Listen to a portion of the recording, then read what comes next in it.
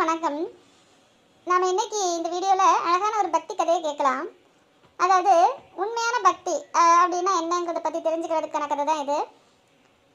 இப்போ உண்மையான பக்தி அப்படிங்கிறது நாம் காசு பணம் செலவு பண்ணி இறைவனுக்கு பணிவிடைகள் செஞ்சாலும் சரி, இல்லை காசு பணம் செலவு செய்யாமல் நம்மகிட்ட இருக்கிறத வச்சு நாம் இறைவனுக்கு பணிவிடை செஞ்சாலும் சரி, ஆனால் அது உண்மையான அன்பு அடிப்படையாக கொண்டு இருந்தால் கண்டிப்பாக இறைவன் ஏற்றுக்கொள்வார். அதே சமயத்தில் தங்கிட்ட இவ்வளோ காசு பணம் இருக்குது அப்படின்னு சொல்லிட்டு அதை காட்டுறதுக்காக ஆணவத்தில் அகங்காரத்தில் பெருமைக்காக வீண் வரட்டு கௌரவத்திற்காக ஆடம்பரமாக செய்யப்படுகின்ற எந்த ஒரு பூஜை புனஸ்காரங்களையும் இறைவன் ஏற்றுக்கொள்வதில்லை அப்படிங்கிறத உணர்த்துறதுக்கான ஒரு அழகான கதை தான் இது. இப்போ இந்த கதையில் என்னென்னா, சுடுகாட்டில் பிணங்களை எரிக்கக்கூடிய வேலை செய்கின்ற வெட்டியான் ஒருவன் வழக்கம் போல் பிணங்களை எரித்து கொண்டிருக்கிறான். அப்போது அந்த சுடுகாட்டிலேருந்து அவனுக்கு ஒரு சிவலிங்கம் கிடைக்குது. அப்போ அந்த சிவலிங்கத்தை எடுத்த உடனே அவன் நினைக்கிறான், நம்ம இதை நம்ம நாட்டை ஆளுகின்ற மன்னன் கிட்ட கொண்டு போய் ஒப்படைக்கலாம் அப்படின்னு நினச்சிட்டு அந்த சிவலிங்கத்தை எடுத்துகிட்டு மன்னனை பார்க்குறதுக்காக போகிறான். இப்போ மன்னன் கிட்ட போய் சொல்கிறான், மன்னா இந்த சிவலிங்கம் சுடுகாட்டில் கிடச்சிது அப்படின்னு சொல்லிட்டு கொடுக்குறான்.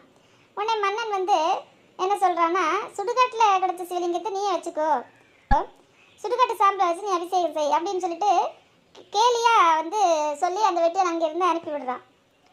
அப்போ அந்த வெட்டியனுக்கு அரசன் சொன்னது ஒரு ஏளனமான கேலியான வார்த்தைகள் அப்படின்னு கூட அவனுக்கு தெரியாது. அப்போ அவன் என்ன நினைக்கிறான், மன்னன் சொன்ன மாதிரி நம்ம சுடுகாட்டு சாம்பலை வச்சு நம்ம சிவலிங்கத்துக்கு அபிஷேகம் செய்யலாம் அப்படின்னு சொல்லிட்டு எடுத்துகிட்டு தினம் தினம் அந்த சாம்பலை வச்சு அபிஷேகம் செஞ்சு அவன் வழிபட்டுட்டு இருக்கிறான். அப்போ திடீர்னு ஒரு நாள் மழை பெய்யுது.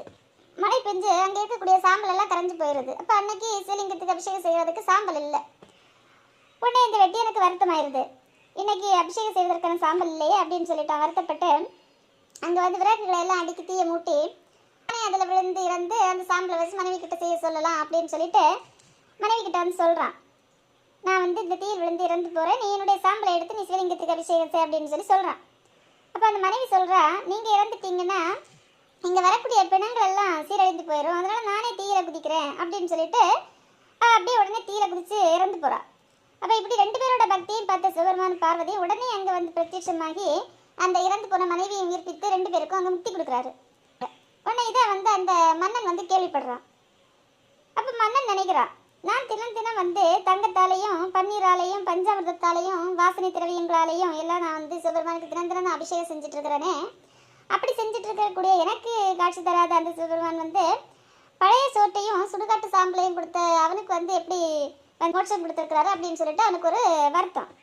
ஆனால் அப்படி வருந்தினாலும் அவன் ஒரு உண்மை உணர்ந்து கொள்கிறான். அதாவது பக்திங்கிறது நம்ம செய்யக்கூடிய ஆடம்பரமான பூஜைகள் எல்லாம் இல்லை, நாம் அன்பினால் செய்யக்கூடியதில் தான் இருக்குது அப்படிங்கிறத அவன் அன்னையிலிருந்து புரிஞ்சு கொள்கிறான்.